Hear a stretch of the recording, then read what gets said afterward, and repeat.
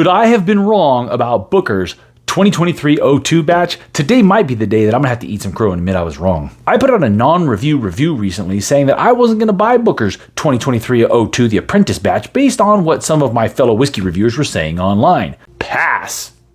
Well, I didn't buy it because I'm not a hypocrite, but I had a subscriber bring me a little sample. I don't do this very often, but I'm gonna try it right now. I've got a lot of Bookers and I really like a lot of them. Last year's were all good. Let's see if there is something wrong with this one.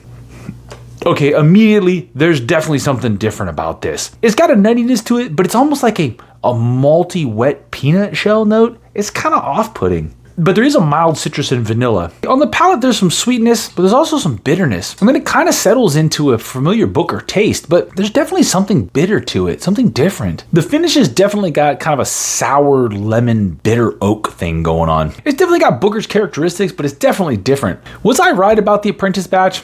Kind of. This one is a little funky. It's definitely not as good as all of last year's.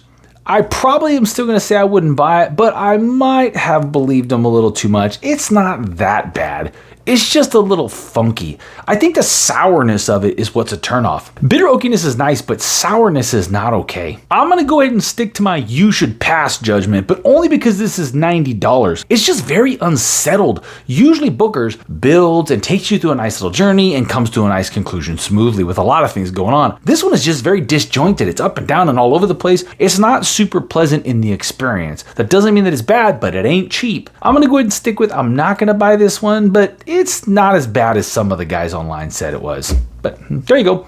Booker's 2023-02 The Apprentice batch.